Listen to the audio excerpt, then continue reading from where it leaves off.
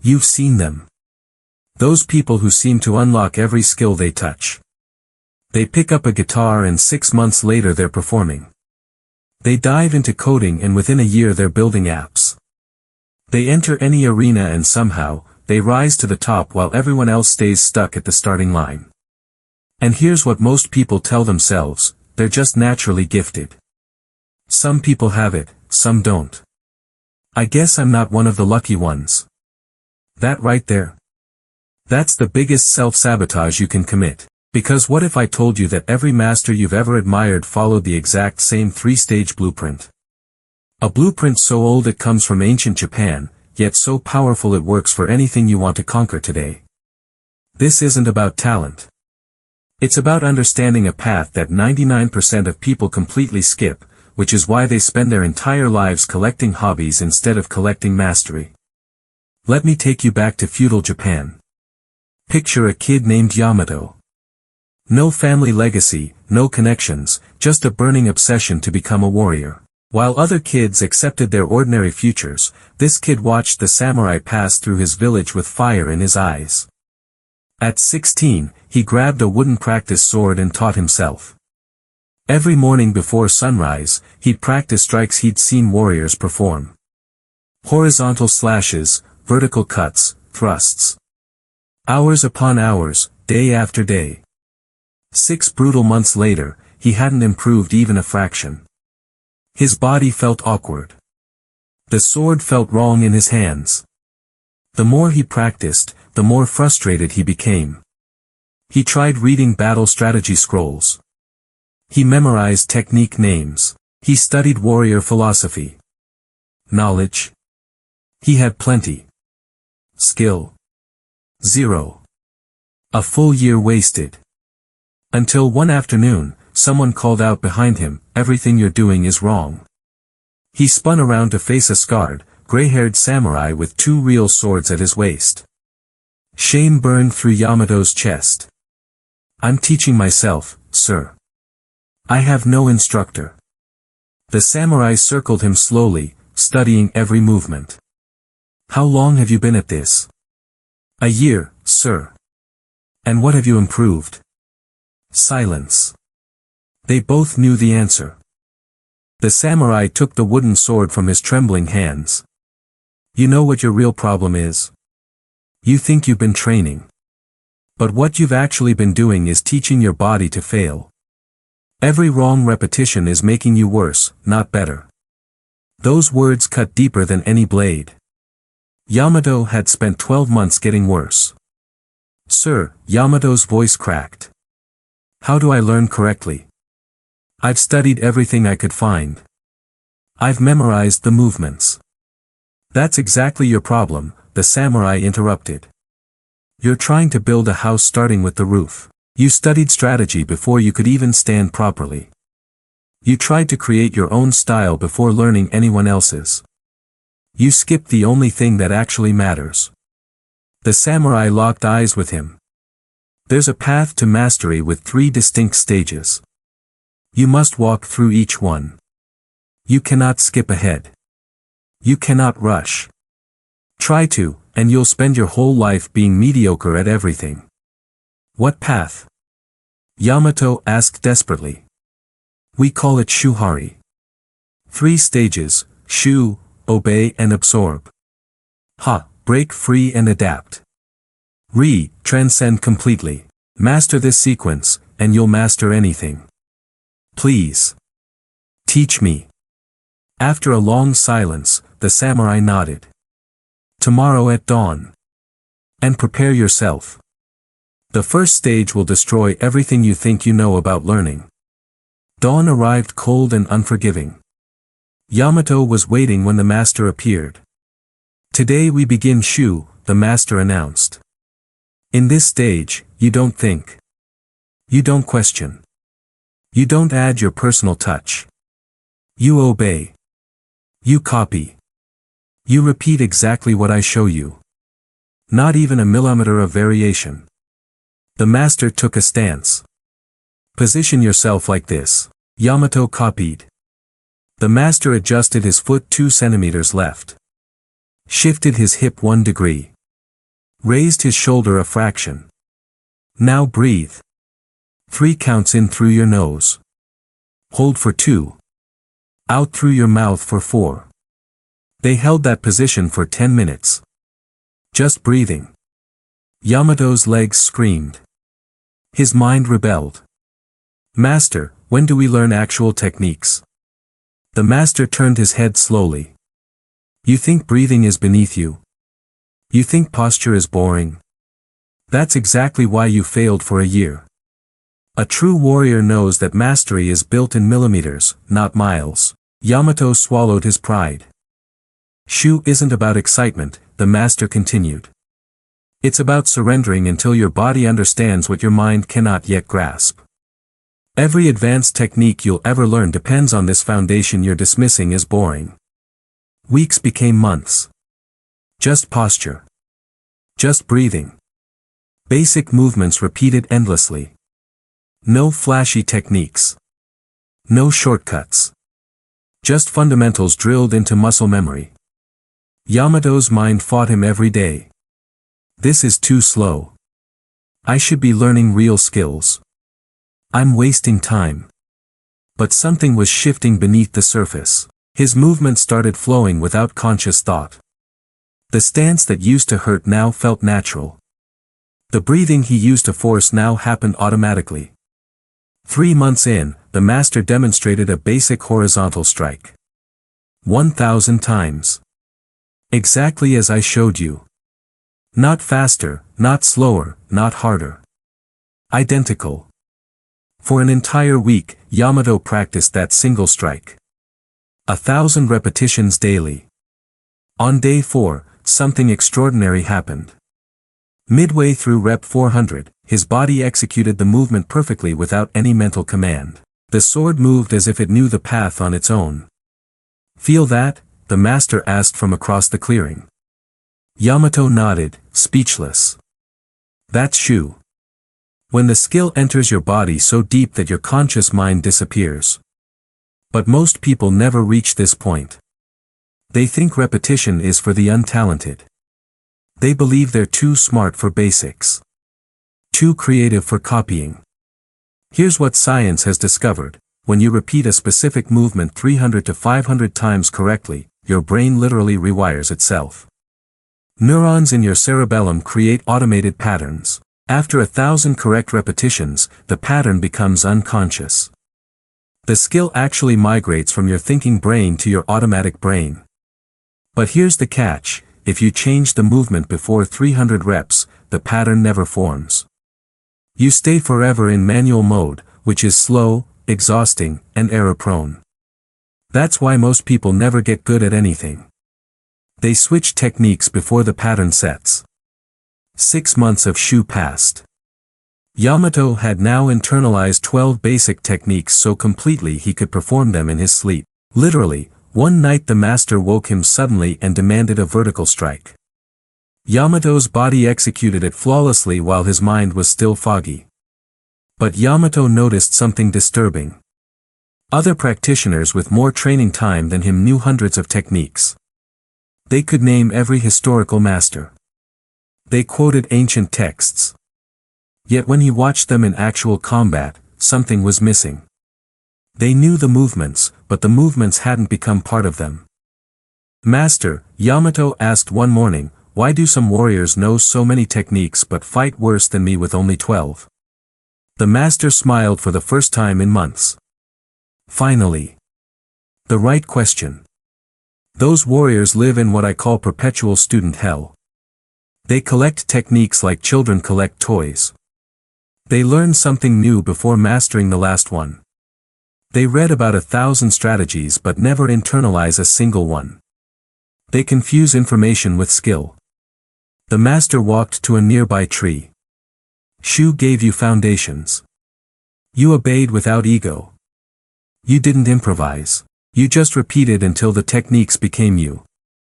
And now, he paused, now you're ready to break everything. Yamato frowned. Break what? Everything I taught you. In Shu, you became my perfect copy, the master explained.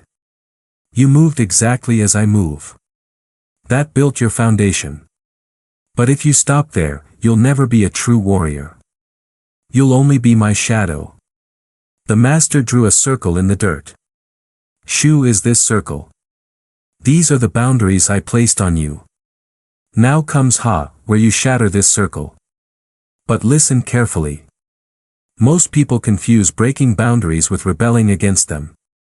They break free not because they've mastered the basics, but because they're too impatient to master them.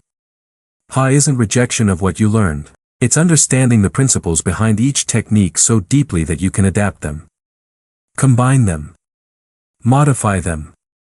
But this only works if Shu was complete.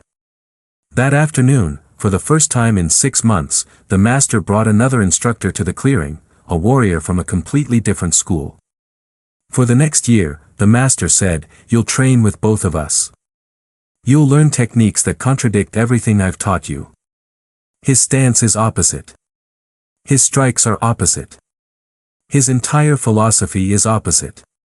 Yamato was confused. Won't learning another style ruin what you taught me?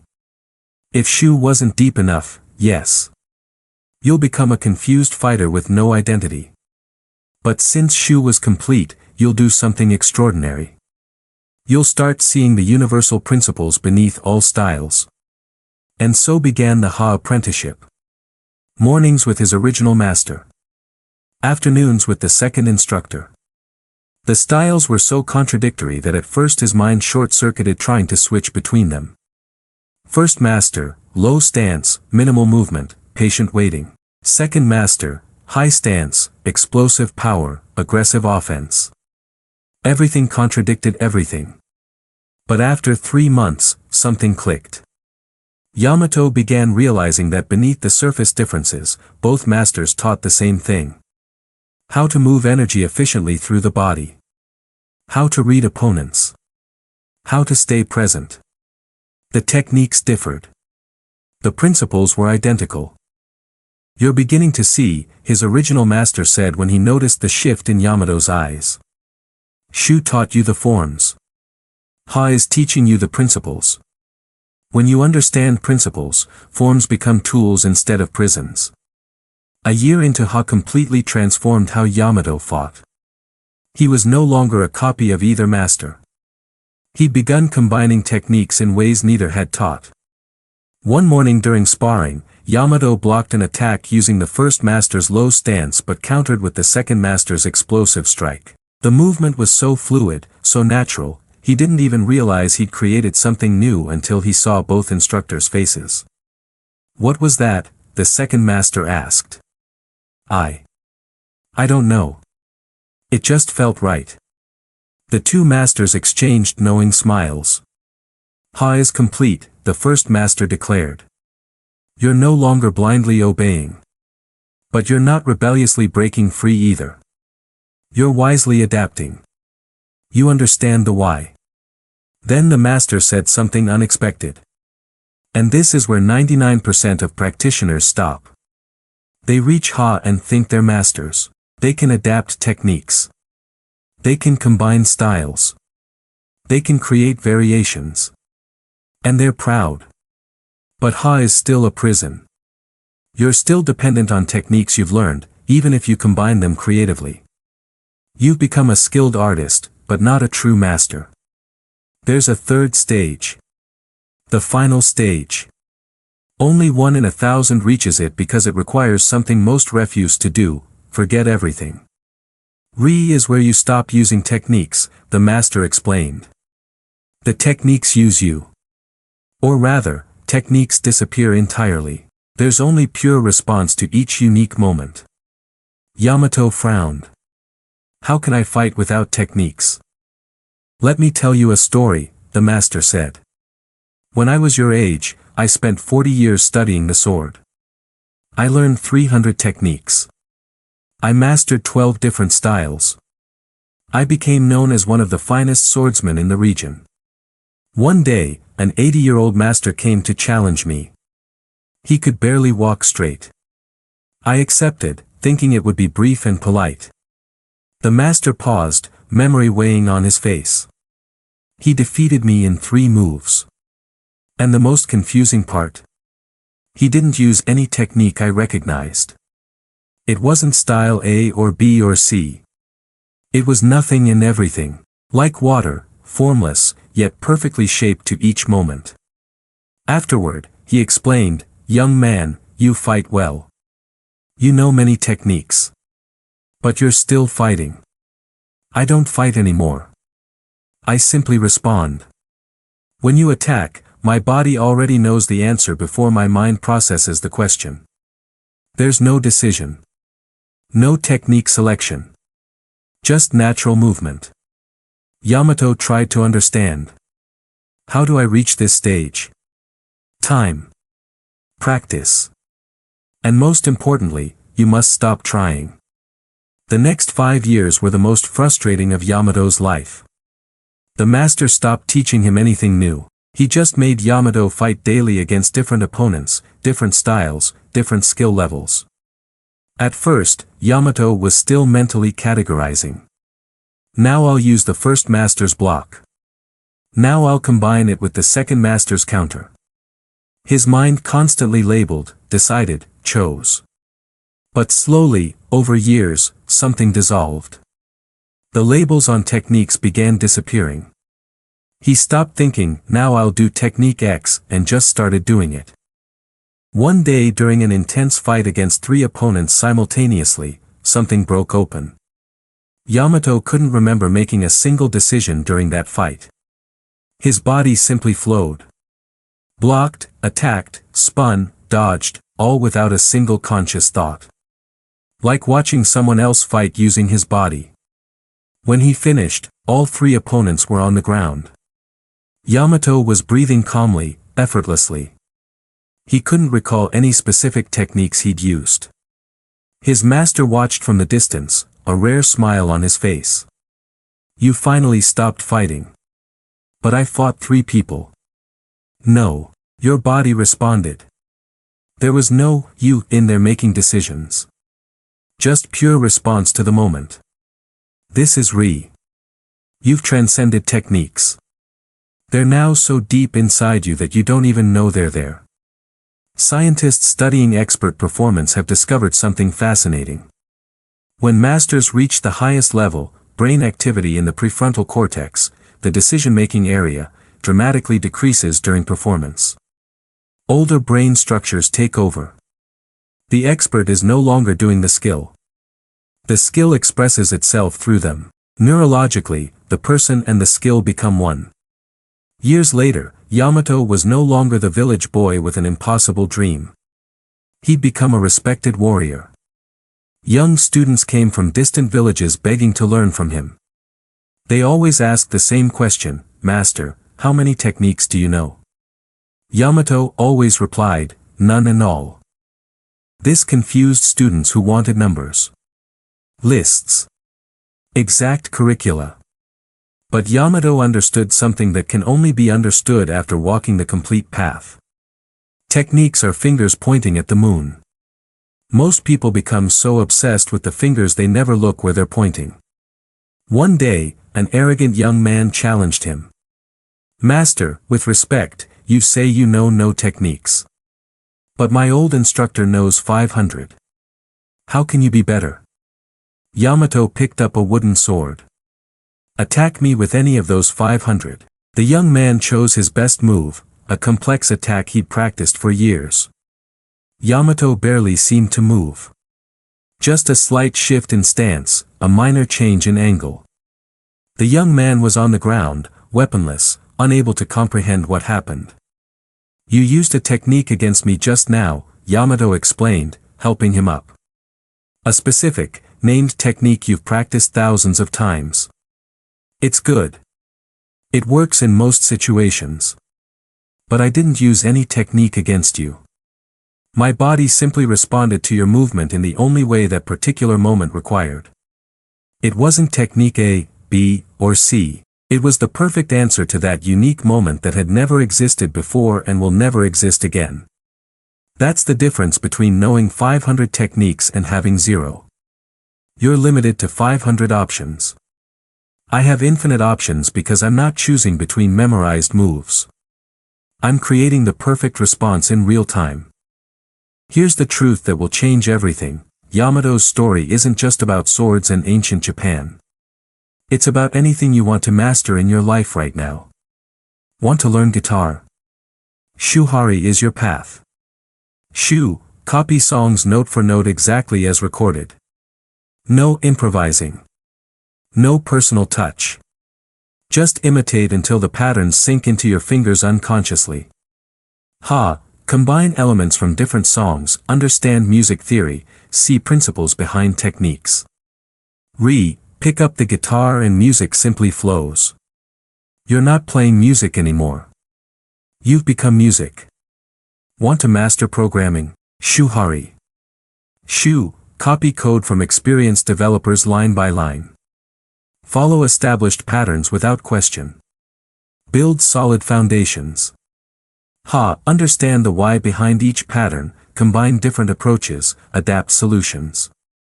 Re, you no longer consciously write code. You see a problem and the solution manifests through your fingers. Language disappears. Only pure logic remains. Want to build a business? Shuhari. Shu, study and replicate business models that work. Don't try reinventing the wheel.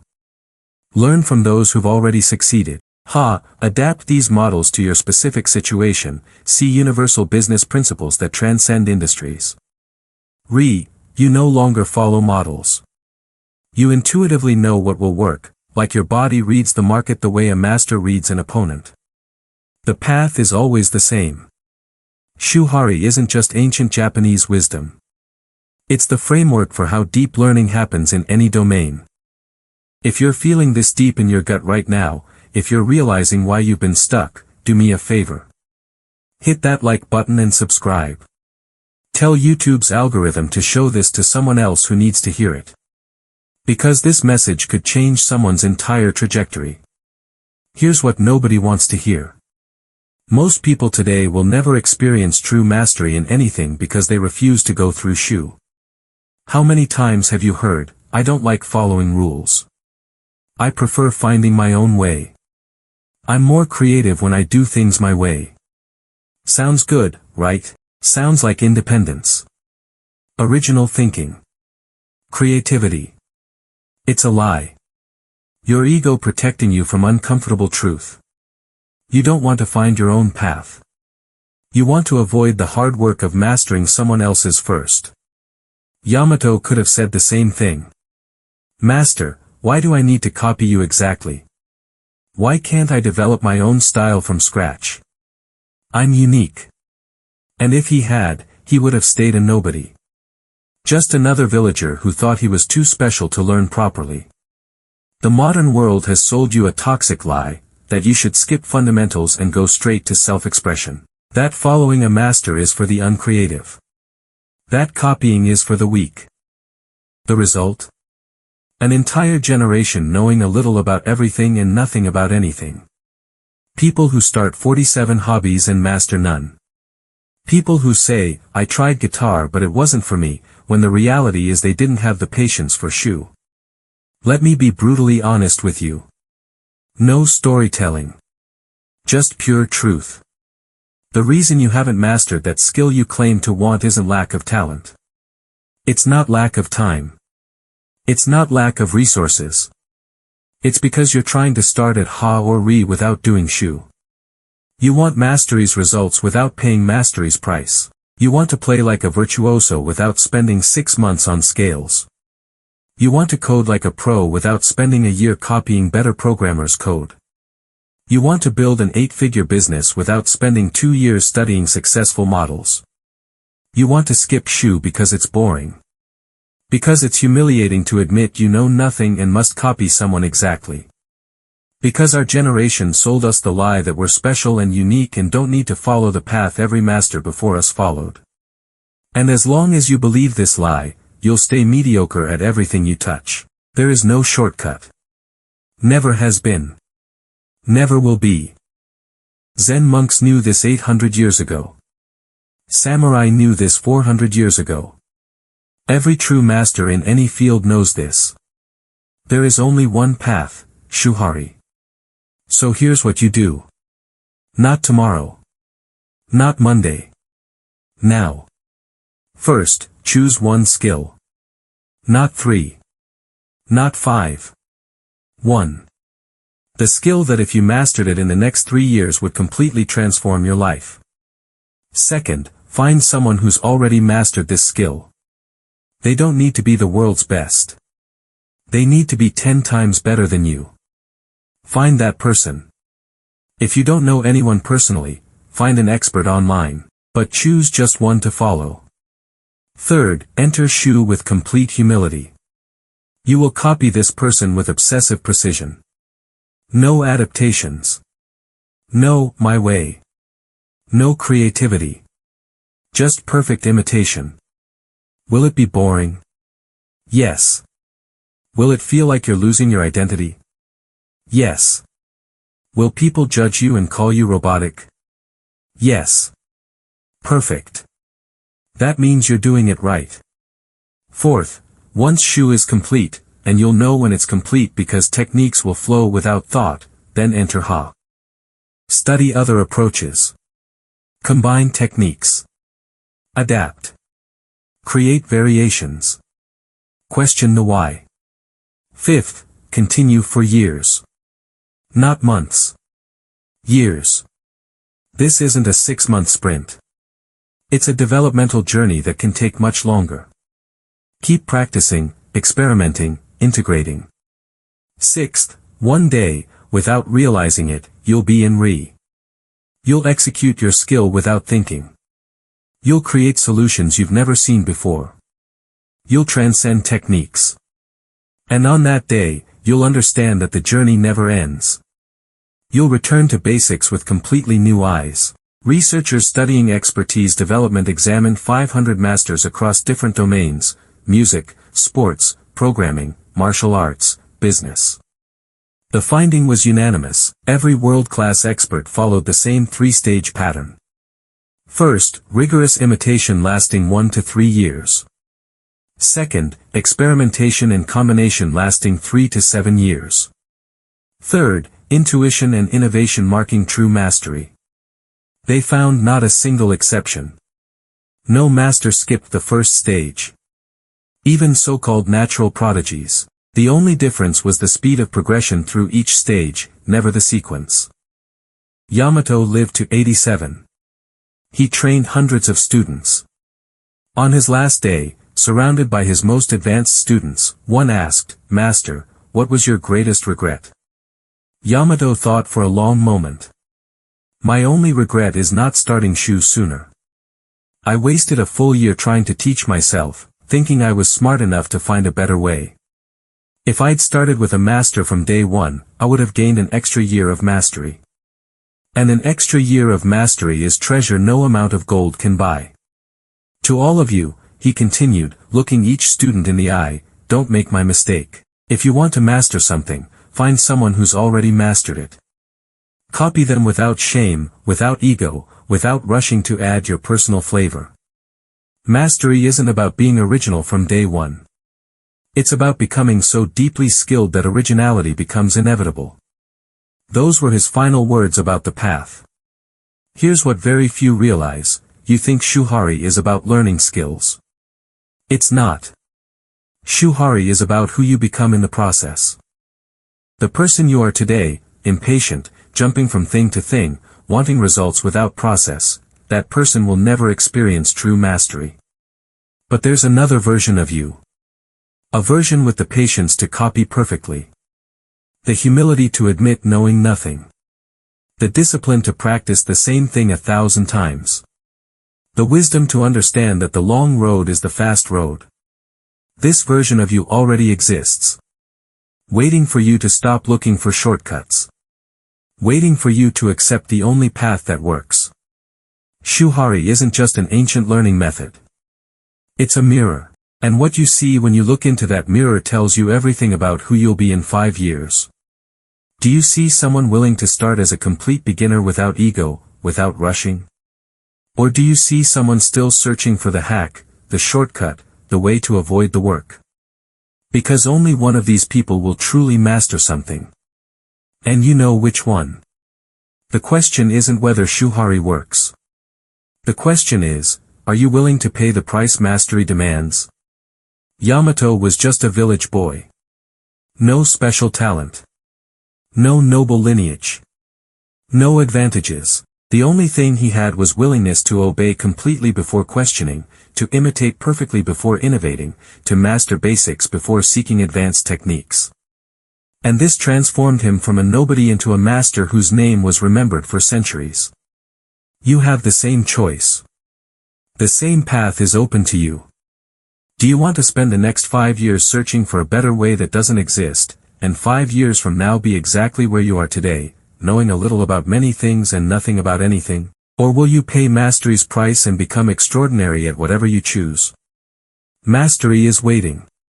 But it won't find you. You must walk toward it. Step by step. Repetition by repetition. Shu. Then ha. Then re. The path is ancient. The path is tested. The path works. Now go. Enter Shu. And years from now, you'll look back and won't believe you were the same person. Your transformation starts the moment you stop looking for shortcuts and start walking the path.